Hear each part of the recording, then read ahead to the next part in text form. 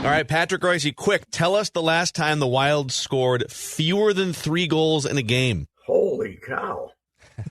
Had to be on that road trip when they were at San Jose and Las Vegas and San Jose and Las Vegas. It was the home game against San Jose on November 16th is the last time they didn't score 3 goals in a game.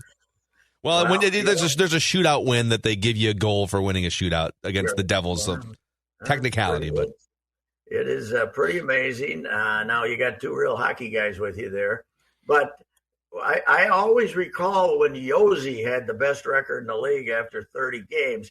This ain't that.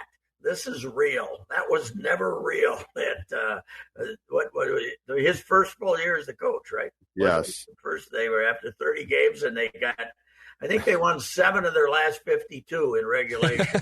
That isn't going to happen with this team. This team is real, and Talbot, playing as well as he did last year, starts making you think he is really a good goalie. He's not just one of those goalies that's up and down and all around. And, it's real, man. It's real. There's just, let's see. The playoffs start late, right? Because of the dumb Olympic thing. Yeah, because of the Olympics. So, I used to have June games. Will we have July games this year if we make the finals? I think they're getting out by some point in late June. Okay. I think they're going to get back to getting out by late June. When they get back from the Olympics, though, they're going to be playing 4 games a week, right? Basically, there's very, very little time off. But, it's Dean Evison. Give him the Coach of the Year award already, right? It doesn't have to sit around and wait and see who's going to win that one. Unbelievable. I'm just here for Dean Evison's facial expressions. He's got the best facial expressions of any coach in the league. Just that he's always got that look on his face like, He seems to be. You don't see many rants behind the bench. We don't get to play Boods on this road trip, do we?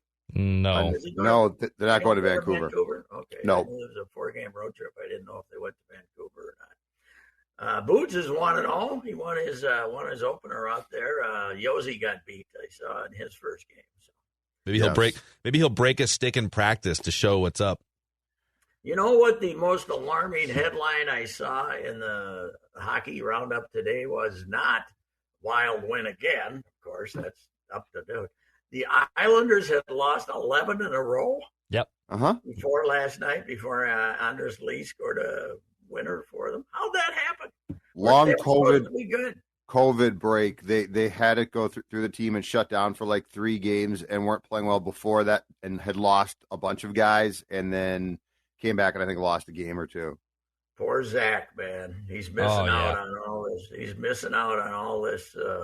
How do you think excitement here in Minnesota? He could be getting a 4th line shift, couldn't he? How do you think Parisi and Suits feel right now when they pick up the paper? Suits probably okay, huh? He's getting his minutes and everything, but Parisi's got to say, why didn't I reach a financial settlement with them and just, watch my kids play hockey here in Minnesota or some damn thing, right? I don't know. I mean, Suter's still got. As a defenseman, he's got 5 years left, don't you think? Well, sure, but he thought he was an integral part of the team here. He thought he was really important. It's like, well, and now he's gone, and they're a lot better. Yeah, well, that's true. That is true. They got their 5 years worth out of him, and then they had to pay him more for 2 or 3 years, and now they're out. I heard he was able to get the Stars to practice in Edina a couple weeks ago, and they were in town, though, so that's good. When did that story surface? That was probably about 3 weeks ago. Tori Mitchell went on a podcast. Oh, okay. And so was we're now that they're gone, we can really kick them in the groin, huh? Why didn't you say that, Tori, 2 years ago? Well, Tori Mitchell lives out, I think, in Vermont or something, and those guys are still in the league. So I don't think he was waiting for them to leave the Wild. I think he just was asked a question. Okay, all right. Well. Anyway. I don't think Tori Mitchell's a coward, I guess, is what I'm saying. I don't know. Why did you? But what I'm saying is, somebody on the team tell me, hey, these two dummies want us to go out in Edina and practice. Somebody, come on, let's get the scandal while they're still here. No, it didn't have to. Half the team was like, I guess we'll move to Edina then. Yeah, Stahl's like, oh man, this is great. I'm going to move to Edina and retire here. I'll never be traded or cut. This is fantastic. You know, it's the wild retirement home. You know, I'm not I pretty much try to jump when my wife says how high and stuff. But in sports, if you're a professional sports athlete, never listen to your wife, right? Never listen to you. You make the decisions. You're paying the bills. She comes along with you. Okay, none of this. Oh, I want to go home and play. None of that crap. But the wife doesn't get a say at all. If you're happy in New Jersey, stay out there and play. Don't come home just because she wants you to. I mean, what the problem with marriage is, the husband spends a long time assuming the wife wants him there. See, yes, so true. you can buy her. If I'm Suits, yes. I'm like, honey, we will buy you a palatial estate in Edina. I meanwhile might be playing for the Kings, the Rangers, the Islanders. I don't know where I'll be. And you know what? Because we're apart for like 5 or 6 years, our marriage will be better. It'll be better. My 2 years in Green Bay, absolutely the greatest point of my marriage ever, probably, Pat. Distance. I called Tony a couple of times. He called me back yesterday, so we talked for about 15 minutes. And Gordette was on the phone too, and I said, you know, Tony, I said to my wife after I did that story on you two guys being married for 53 years, why aren't you as nice to me as Gordette is to Tony?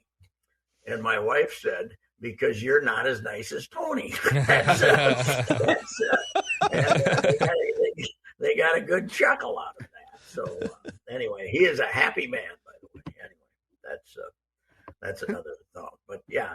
I mean, if you're an athlete and making big money and paying bills, and now same thing if you're, you know, a WNBA player and the husband, your whatever is trying to raise hell with you, you say, no, I'm the boss. I'm making the money here. I'm not going to Minnesota.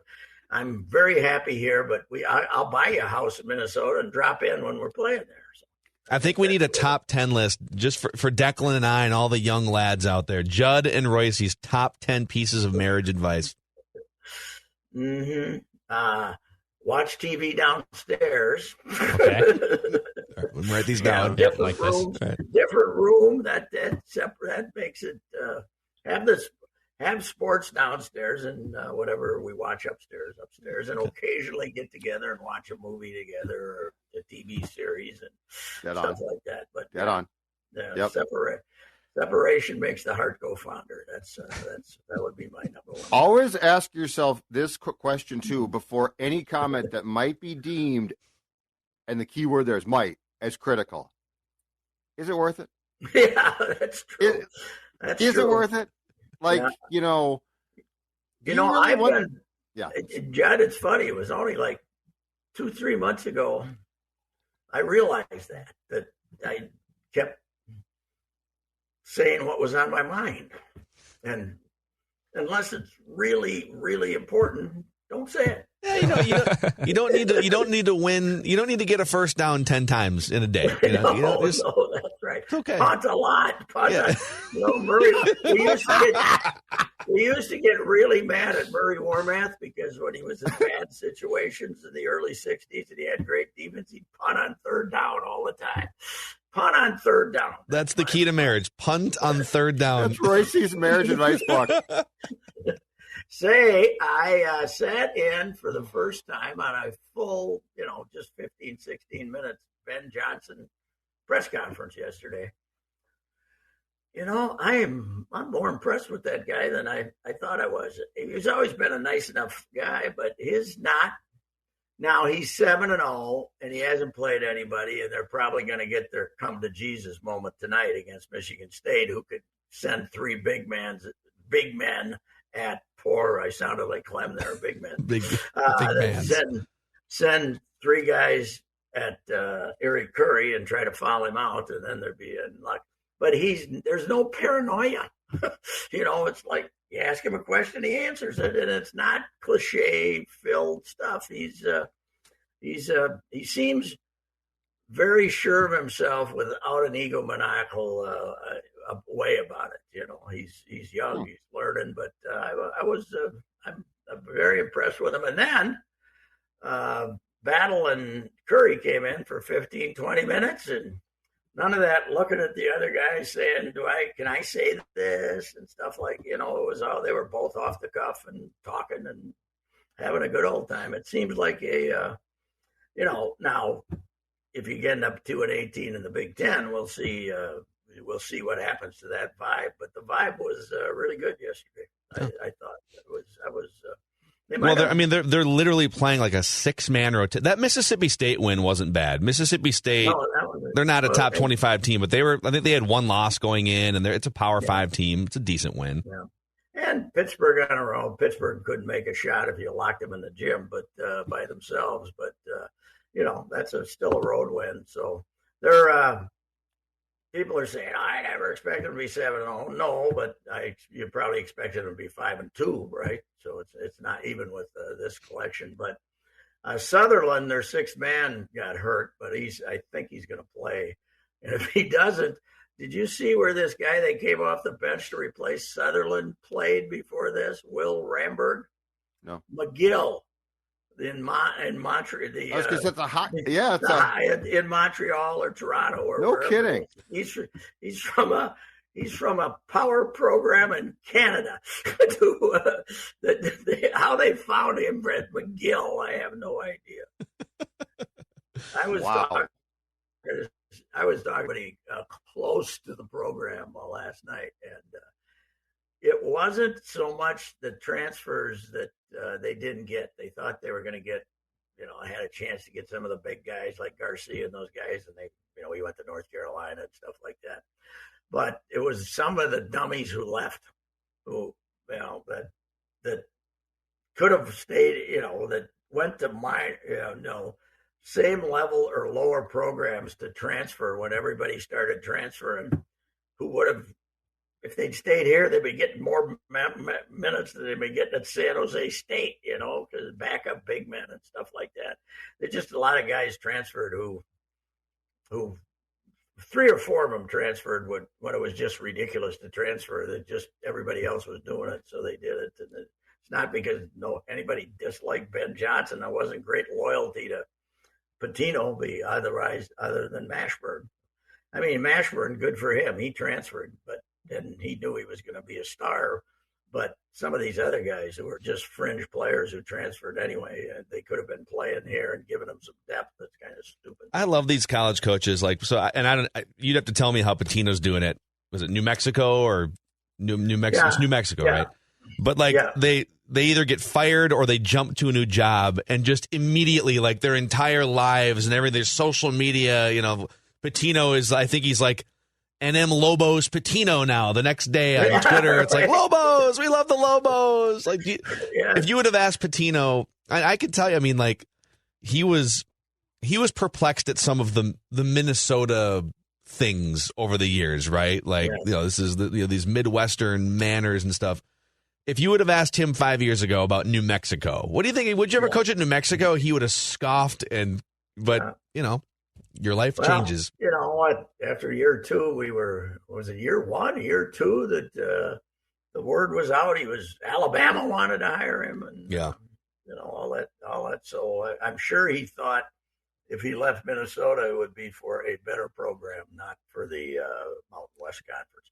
Now, New Mexico does have a fairly good basketball history and a great old gym, the Pit, and they have a pretty good support, but you're still, playing Wyoming. You're not playing Michigan and Michigan State like these guys are this week. Vikings Steelers, sir, Thursday night. Vikes win. Yep. Mackey. Okay. They got some defensive guys. They got some defensive guys back, and every time they go to the cliff, they come back. They haven't jumped yet. They haven't jumped off I think I said yesterday or Monday talking to Joe that it's like Thelma and Louise but they hit the brakes, before they go fly, before the vehicle goes flying into the canyon. They hit the brakes and go, stop. The front two tires are out over the edge. But we'll have a big story over the weekend if they lose Thursday. Zim will be gone. Zim is not going to make it. If they lose Thursday, Zim's gone. You think so? In the season, huh? Yeah, because he got 10 days. Write that down. The next game. Yeah. What do you think? Andre Patterson will be the interim. Yeah, and Judd's been sleuthing a little bit that maybe the Wilfs are more open to big changes than in previous years. What do you think? I mean, I know that you're not picking up the phone and getting a straight answer from the Wilfs, but do you think their appetite for when I say big changes, I mean, would they let go Spielman and Zimmer in the same cycle here? Yes, I think so. I still think Spielman has a really good chance to survive if they don't make the playoffs, but they might. Even if it's my belief they're the number one motivators behind this Cousins deal, they agreed that if they got Cousins, that was the missing piece, right? And it cost them a lot of money, and they're paying to the cap anyway, like everybody else, and still making $200 billion. So who cares?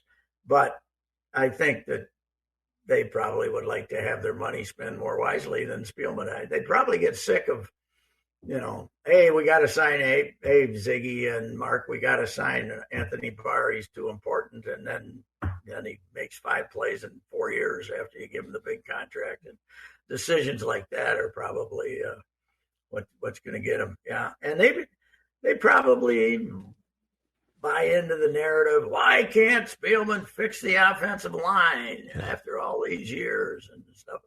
Use all these draft choices. So I think there's a good chance they'd blow them both out. But as I said, Spielman's best chance to survive is to get Zimmer fired during the season. I think that's interesting. But I think they win Thursday though, and we don't have this. If they win Thursday, he's going to make it to the finish line, don't you think, Zimmer? Yeah. He'll make it. I think he might make it. I think he might make it either way. This is your opening to fire him because you got 10 days before the next game. So, the problem is this has just been a painful season, though. The stops and the starts, and it's like, oh my God, I would almost. I gotta think we have one more COVID crisis in it, Stu, don't we? I really thought Kirk at some point in time would show positive. You still got 5 weeks left, But now I'd be like, I'm not surprised, and do I care? I thought it would be in the midst of a playoff. I don't want him to get COVID. I don't think he's a good quarterback, but I don't want him to die. But I mean, if he doesn't get that sick, but I mean, does it matter at this point? Judd is opposed to Cousins dying. Okay. I don't want people to die. I don't want anyone to die. That's the best one I heard since I was listening to Meat Sauce way back 15 years ago when he was starting off with his noon show. And he and his, he told us, read this story about this guy who was having sex with a passed out woman on the sidewalk. And his excuse was he thought she was dead. And that, and both Meat Sauce and whoever his guy was agreed that it didn't make any difference. I think that one's worse. I always congratulate him for being pro-necrophilia. I mean, anti. I think that's much worse than my take about I'm just waiting for the next shoe to drop with Kirk Cousins. Yeah. He probably gets a little sick of it when I run into him after all these years. You're still anti-necrophilia there? He's actually pro now. It's crazy. I was going to say, he might change his tune change over time. You never know. As you get older, Thanks to you, I've thought about it a lot, and now, this has been a very tasteless show, but it really has. That's okay. It's okay. Well, we'll definitely listen to your wife and Well, wait a second here. We gave valuable advice to young married people, Pat. That's not tasteless. It's realistic.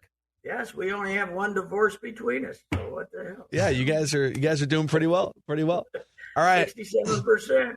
All right, Pat. Good luck with the wife, and we'll talk to you on Friday.